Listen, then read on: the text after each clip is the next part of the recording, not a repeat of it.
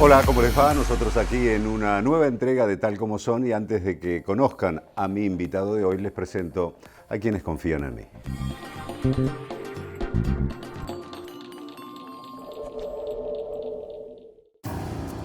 Muy pronto van a tener la revancha. Ya falta poco para que puedan ganar. Prepárense porque con Coto va a ser más fácil ganar. Para ser competitivos en la industria es necesario contar con una flota de vehículos acorde a los tiempos que corren. Por eso, a la hora de renovar el parque automotor, piense solo en el especialista. Naviran Mercado, subastas online.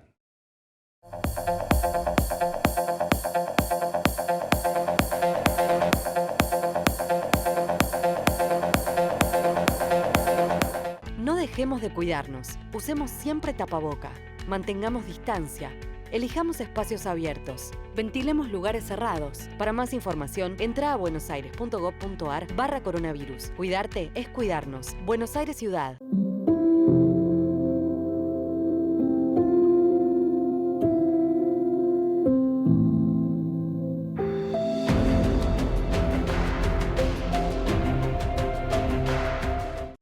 En Lanús creemos en la educación de calidad. Por eso estamos entregando kits de robótica a los centros educativos del municipio, para que nuestros chicos aprendan nuevos conocimientos científicos que son la base de las industrias del futuro. Informate en lanús.gov.ar/Lanús Construye Futuro. Lanús nos une.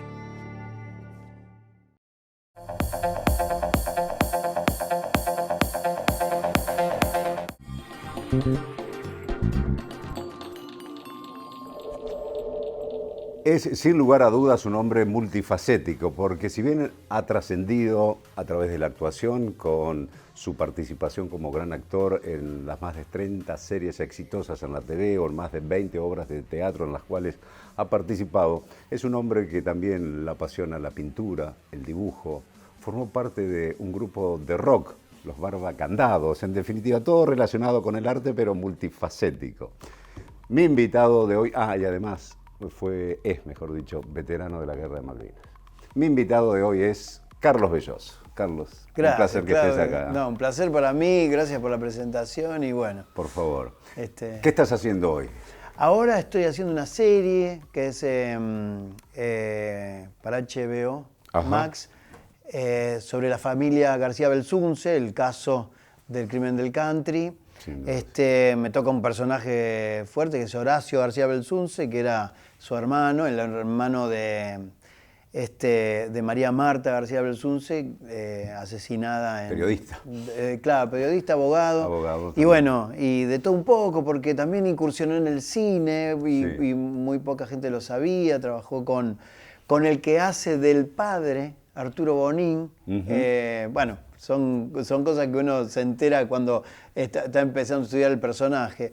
Y bueno, la serie es un enfoque más a la dinámica de la familia y cómo pasaron todo hasta ahora, hasta el momento de hoy, cómo están pasando las reminiscencias de todo aquello, claro. De periodo por periodo, digamos, del 2003 hasta la actualidad.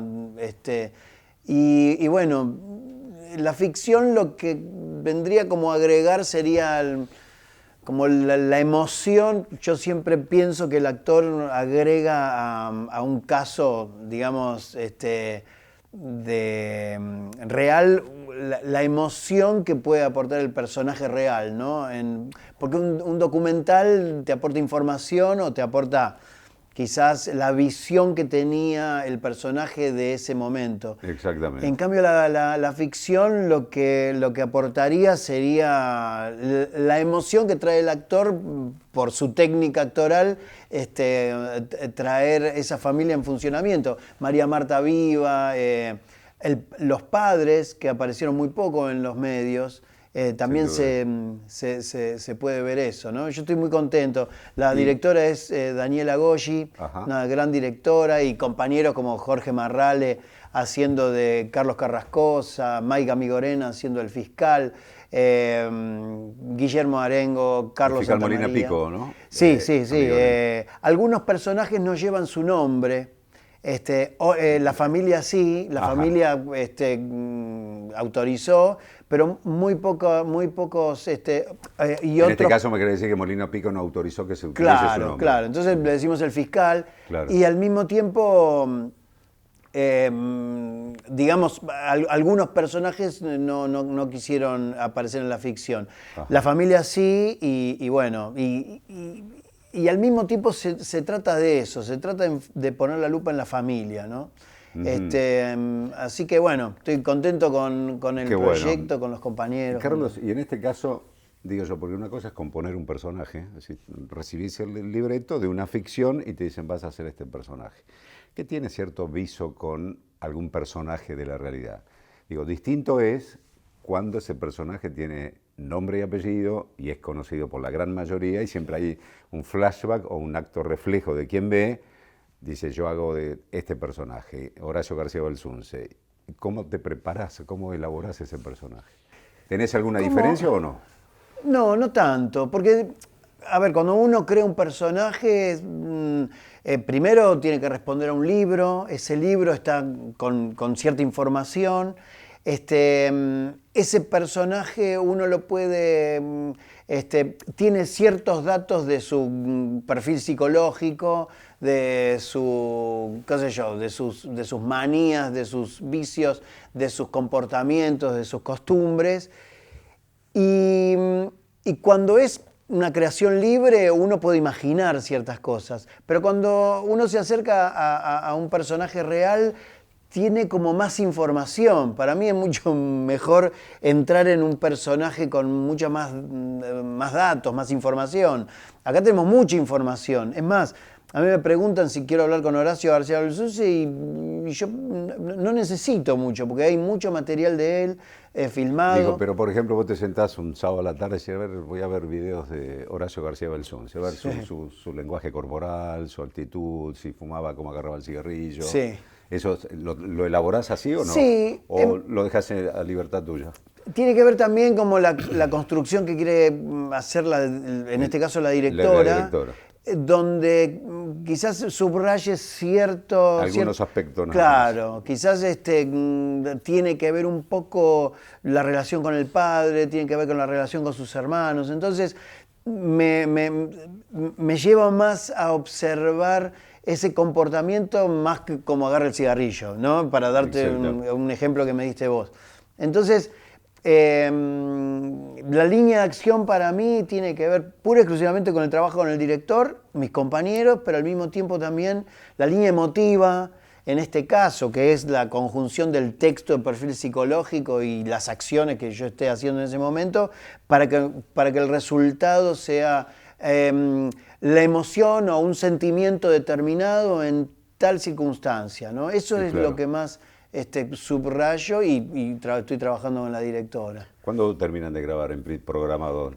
Más o menos en octubre, ya a principios de octubre ya termina. Y se daría, sí, el año que viene. ¿Las locaciones dónde están? Y más que nada en country de Luján, hay un country de Luján, no usamos el mismo country. Bueno, ahora estoy grabando en la cárcel, porque ellos estuvieron en la cárcel pocos días, pero estuvieron, ¿no? Y también eso, ¿no? Hay circunstancias que el libro te va llevando a vivir con ellos todo lo que pasaron. Cuando caen presos, nadie sabe cuánto va a durar eso. Uno tiene la información de que está en poco tiempo, pero el transcurrir, digamos, la angustia que genera y la angustia y la expectativa de salir o no, eso juega mucho. Entonces ahora estábamos en una cárcel de minoridad ahí en Floresta, que ahora se puede grabar. Después hay hoteles, hay locaciones donde ellos desarrollaban sus actividades, ¿no? Te noto por tu relato, Carlos, como que estás copado con el personaje. Sí. Entusiasmado, como con... Sí, me entusiasma mucho. Primero me entusiasmó mucho la directora.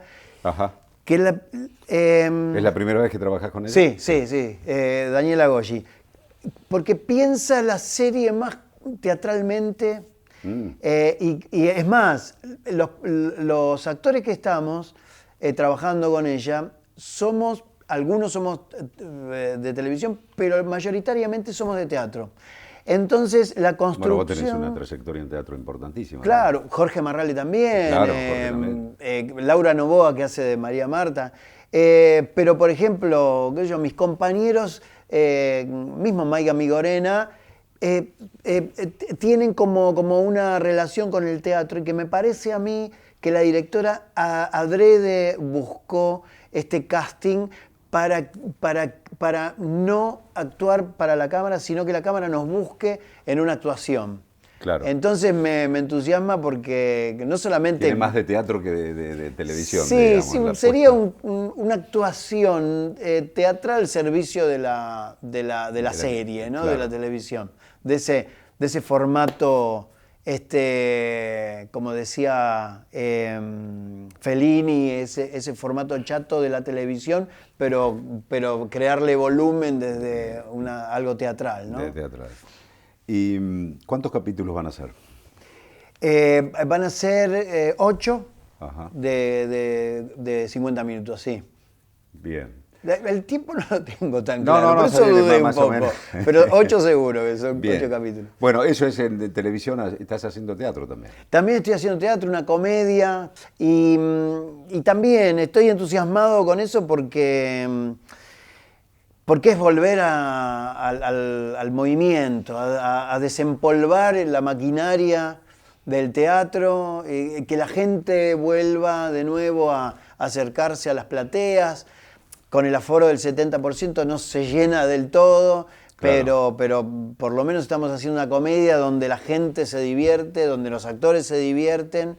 Y bueno, me encanta la idea de volver al teatro. Se llama Díganlo con mímica, es una obra de Nelson Valente, escrita y dirigida por Nelson Valente, producida por RGB, Gustavo Yankelevich. Sí. Compañeros como Andrea Politi, Ileana Calabró, David Mazagnig, Diego Gentile, no me quiero olvidar de nadie, Gabriel Beck, y es una comedia divertida. 3 parejas en torno a un juego, juego en una cena, y bueno, Dígalo con mímica, tiene más de cuerpo que de... Totalmente. Más de lenguaje corporal que de lenguaje hablado, ¿no? Pero se ven, ese juego se ve durante toda la cena, cómo se está desarrollando. Es la típica comedia de cena de amigos, pero con el agregado de este juego, y al mismo tiempo también cómo divertirse en esta comedia, tratando de integrar, ¿no? a la gente. A mí me entusiasma el tema de lo físico, ¿no? Claro. Del teatro físico, el teatro de movimiento, ¿no? Del cuerpo. Carlos, repasando ahí en la cantidad de series de televisión con éxito, series costumbristas, en toda esa etapa que ha venido allí, creo que saqué el número, dije en la presentación, más de 30 series creo que has participado. Sí, allí, ¿no? Puede ser. ¿Y cuáles fueron los personajes que vos decís, bueno, siempre tenemos el corazoncito en alguno al menos, sí. o en algunos? Sí. ¿Cuál tenés vos? Yo te voy a decir algo que quizás lo dicen siempre, pero todos son como mis hijos. Ajá. Todos los personajes tienen algo de mí, tienen algo de trabajo que uno fue buscando. Pero básicamente el Vasquito me dio mucha popularidad. Aún hoy me dicen Vasquito por la calle. En el momento en que hice el Vasquito era realmente algo muy popular. En Carnaval los chicos me mandaban fotos disfrazados del Vasquito. Son esas cosas que no se pueden eso como creer. Pega el personaje en la gente, en el público, sí, ¿no? Sí.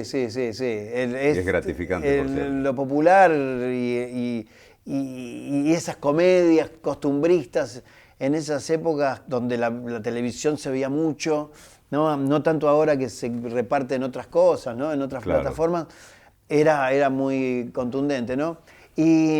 Pero hay personajes que también me me pueden como personaje que logré hacer con éxito, pero quizás la serie no tenía tanto éxito. Exactamente. Hice una serie que se llamó Culpables. Culpables, sí. Y me tocó hacer una persona hipoacústica, sordomuda, comúnmente llamada sordomuda. Y me conecté con un montón de lugares. Primero intentando, ¿no?, buscar un personaje. Después cuando lo hice, bueno, lo hice porque un amigo trabajaba en el Banco Provincia, donde tenían un convenio y músicos contaban dinero en una bóveda, entonces había ruido de una turbina, pero entonces por eso podían trabajar. Y yo saqué como una especie de promedio de personajes, a ver cómo lo hacía. Logré hacer un personaje que más o menos me salió bien. Y cuando estuvo en el aire, la Escuela Villasoles de Lenguaje de Señas se quería contactar conmigo porque decían que había un sordomudo que estaba trabajando en la televisión. Creían lo convincente de tu personaje que creían que era de la comunidad sordomuda que estaba trabajando. Yo me acerqué y le dije, no soy. Y entonces ahí me confesaron que la sociedad sordomuda o la comunidad sordomuda no puede trabajar en televisión ni en cine porque no son actores. Al mismo tiempo, son los más histriónicos del mundo. No solamente por su lenguaje de señas, sino cómo se comportan, cómo tienen que expresarse a un nivel superior de los demás para sentir. Ellos se sienten con el tacto. Con el rebote de la voz, ¿no? Y entonces empecé como a mover los hilos para que sordomudos hagan por lo menos una escena, ¿no?, en la serie. Y hay una escena muy grande donde yo tenía un bar y hay una despedida de soltero de sordomudos donde están todos bien. Nosotros que teníamos el bar hablando y discutiendo sobre qué bien que se llevaban la comunidad sordomuda y nosotros no, hasta que en un momento un sordomudo hace algo que no va y se agarran a trompadas. Es una escena muy divertida. Pero después me agradecieron porque fue histórico para ellos. Sí, sin lugar a dudas. Fue la primera vez que en la televisión aparecía un grupo de sordomudos haciendo de sordomudos. A mí me dijeron, ¿por qué llaman a un actor y no llaman a un sordomudo de verdad? Y ahí, bueno, le tenía que explicar que hay otros códigos también. Hay que aprenderse un guión, hay que hacer otra cosa, hay que actuar básicamente. Pero llevaste la realidad a la ficción. Claro. Y está muy bueno. Y a mí me gusta cuando uno empalma también con un servicio, ¿no? Obviamente. ¿Qué sé yo? Con solidaridad, servicio y hace un aporte mínimo, aunque sea, a la comunidad, en este caso sordomuda, ¿no? A otro plano de tu vida, ya cuando tenías 18 años, la guerra de Malvinas, y eso te cambió la vida, ¿o no? Y sí, cambia porque justamente a los 18 años, a mí mi destino era Luis Piedrabuena, artillería, y el 2 de abril entramos en guerra. Cuando entramos en guerra nos desplazan a Río Gallegos y con un cañón antiaéreo yo tenía que defender el aeropuerto de Río Gallegos. Ahí estoy todo lo que dura la guerra y después me quedo en el servicio. En total el servicio fueron 1 año y 3 meses. Y después a la vida normal. Lo que pasa es que en la vida normal hay secuelas, o sea, hay una... ¿Cómo te podría decir? Porque si bien uno no está en el epicentro del bombardeo... Sí, en la batalla cuerpo a cuerpo, digamos. En la batalla cuerpo a cuerpo está recibiendo una orden militar con un cañón, ¿no?, antiaéreo. Nosotros estuvimos en el Teatro de Operaciones, que comprendía islas, plataforma submarina y litoral marítimo, paralelo 42 al sur.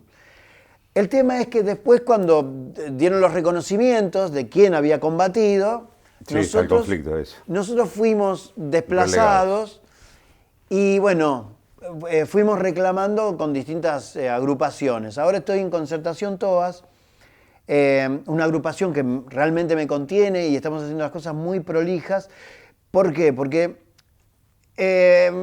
digamos, investigando qué me había pasado en el periodo de la guerra, no solamente había recibido órdenes de combate, ¿no? Uh-huh. Sino que empezamos a ver que realmente se libró una guerra en el continente y que la gente no lo sabe, que nosotros la tenemos que reconstruir porque es un rompecabezas. El ejército argentino ni el ejército inglés la quieren reconstruir porque evidentemente no les conviene. Y nosotros reconstruyendo todo lo que nos pasó, no solamente vivimos bajo tensión, bajo una guerra, sino que reconstruyendo vimos cómo el ejército inglés entró al continente. No solamente con gomones, con comandos ingleses por toda la costa, también por el lado chileno, y vimos muchas operaciones secretas, operaciones que los ingleses hicieron en el continente, y al mismo tiempo nosotros tenemos 17 bajas de esas 649 totales. Uh-huh. Tenemos un combate en Caleta Olivia que para nosotros es emblemático porque cuenta un poco lo que vivimos en el litoral marítimo, que para repeler un ataque de un comando inglés que se acercaba a la costa, un helicóptero sale y es derribado por misiles de estos comandos. Entonces, reconstruyendo la muerte, reconstruyendo los enfrentamientos cuerpo a cuerpo que hubo en el continente, vimos y describimos como 10 operaciones secretas que los ingleses hicieron en el continente. Por suerte, porque para decir esto tengo que tener pruebas, porque si no la agrupación no dice nada. Por suerte nos ayudan ciertas personas, en este caso Marcelo Larraqui, un historiador reconocido, describe una sola operación secreta que se llama Operación Mikado, que es un grupo que va a atentar y sabotear la base de Río Grande para asesinar a los pilotos de los Super Étendard. Para los ingleses los Super Étendard eran tecnología que les excedía por los Exocet. Uh-huh. Entonces Larraqui cuenta todo eso minuciosamente porque lo puede reconstruir desde Inglaterra por un viaje que hizo y lo reconstruye todo, ¿no? Perfecto.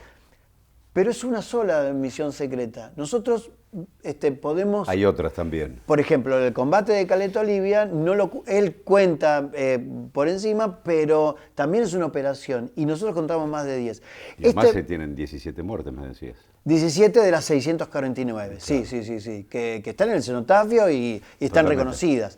Entonces, todo esto a nosotros, digamos, nos llevó el espíritu de saber qué pasó en una guerra y también de que, bueno, que se pueda llegar a desclasificar información que parcialmente lo hizo Cristina con las bases aeronavales. Nosotros necesitamos la desclasificación de toda la información. Ahora, todo esto lo fuimos sabiendo cuando empezamos a preguntarnos qué nos pasó en ese momento.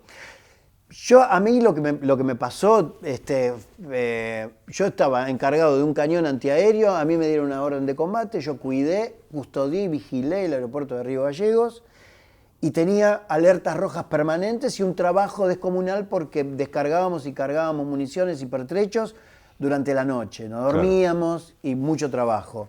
Ahora, en el litoral marítimo hubo enfrentamientos, hubo invasión inglesa y la gente no lo sabe. Nosotros, más allá de nuestro reclamo, también queremos hablar. También, queremos que la gente sepa lo que pasó. Y que ustedes tengan el reconocimiento que se merecen también. Sí. Porque si no es una mezquindad inaceptable. Totalmente. Completamente es así. Bien, toda guerra es traumática y dramática y en definitiva no sirven para nada. Sí, la verdad que es así. Destruyen vida, nada más. Sí. Igualmente reivindico. No, obviamente, no. Y al mismo tiempo con estos conceptos anti-Malvinas, yo digo, por nuestros muertos, obviamente. tenemos que seguir reclamando las islas y porque nos pertenecen, lisa y llanamente. El reclamo es justo y la participación de cada uno de los soldados que estuvieron ahí, fundamentalmente los soldados, y también de oficiales y suboficiales, tienen que ser reconocidos como tales. Y, punto. Y ponerle un punto final, porque si no siempre es una herida, un sangrado que va ahí que no sirve absolutamente nada. Nosotros tenemos, y es el reclamo último, la recta final, nosotros tenemos un proyecto de ley en el Congreso, el cual hay 71 diputados firmantes. La ley del aborto se hizo con 100 firmas, nosotros tenemos 71 firmas. Lo único que nosotros queremos es que Sergio Massa, como presidente de la Cámara de Diputados, Máximo Kirchner como jefe de bloque, Mario Negri también como jefe de bloque opositor, la intercámara con con el diputado Ramón, quieran tratar esta ley. Si la tratan esta ley, para nosotros es un oasis, porque es realmente qué piensa la Argentina en nuestra condición, ¿no? Bien. Que no podemos estar en un limbo permanente. El mensaje está dado. Carlos, se nos acabó el tiempo. Un placer escuchar de tu vida de actor. Sí. Otro día hablaremos de tu vida de músico. Seguro. Con Barba Candado. Y bueno, y todo tu reclamo por el hecho de Malvinas, que es justo, por cierto. Que sigan los éxitos. Gracias, Claudio, por invitarme y bueno, nos veremos. Muchísimas gracias por estar allí. Nos vemos en el próximo, Tal Como Son. Y fuimos en el año 80 a Mar del Plata, a una sala que se llama Magoya, y ahí yo arranco con Lino Patalano, Niní Marshall y Andrés Percivale.